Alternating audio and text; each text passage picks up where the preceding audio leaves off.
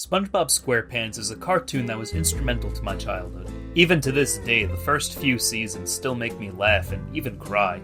I would argue much more than they did when I was younger. It's no surprise that SpongeBob has been going on for a bit too long. We were made painfully aware of this as far back as 2008 when they started experimenting with gross-out humor. Nickelodeon, or more specifically Viacom, has tried converting the character into their own Mickey Mouse. And while the idea and image of SpongeBob is still popular, it's not because of the modern episodes, films, or adaptations. Obviously, I'm not the first person on the internet to rant about how new SpongeBob content sucks. And I'm not here to pop a blood vessel screaming about how they've tainted his image or whatever. What I'd like to do is discuss potential points in the history of the cartoon where it could have ended in a satisfying or interesting way. The most obvious ending SpongeBob could have had was the 2004 movie. This was the intended ending of the series. It could have been a satisfying conclusion, too. It has everything you could want. It has a great evil scheme, and SpongeBob wins the day. I think it could have been interesting if they had Sandy play a bigger role in it, since her and SpongeBob were such good friends in earlier seasons. Also, why is Poseidon here and not Neptune? Oh, that's why. Aside from that, I still love this movie, and I think it could have been a good conclusion to the show.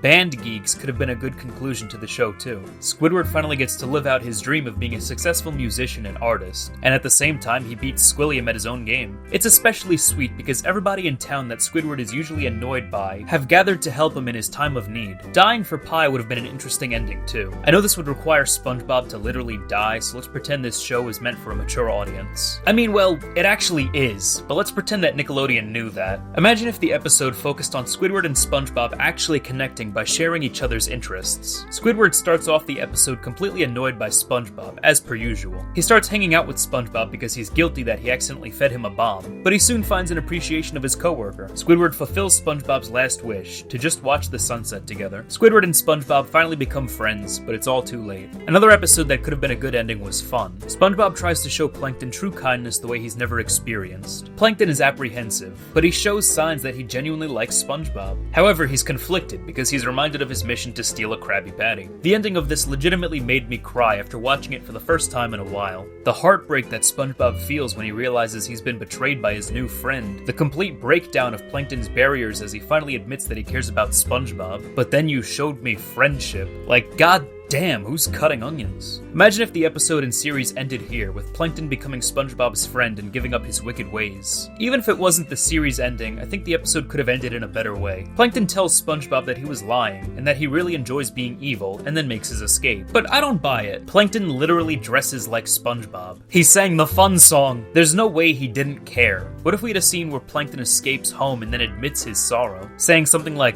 "So long, old friend," as he resigns himself to the evil role that society has forced him into. The last episode I want to talk about is New Leaf. Now this is post-movie season 4 territory, which is just around when the show was losing quality, but it wasn't complete garbage yet. Plankton decides he doesn't want to be evil anymore. He starts selling knickknacks and other crap. Mr. Krabs thinks it's a ploy. He destroys Plankton's inventory, justifying his rage by citing previous attempts of theft. Plankton is distraught that his store has been destroyed since he was sincerely trying to change. We get a very mature and touching moment where Mr. Krabs apologizes to Plankton on the phone. The two hang out together in a montage, which ends with them watching the sunset. Mr. Krabs offers Plankton the formula as an apology and a show of trust. In the episode, Plankton takes the formula and it turns out to be fake and the evil scheme is revealed and things go back to normal. But what if the episode ended with Plankton refusing the formula and saying, "I don't need it, Eugene. I've got everything I need right here." I think that'd be pretty nice.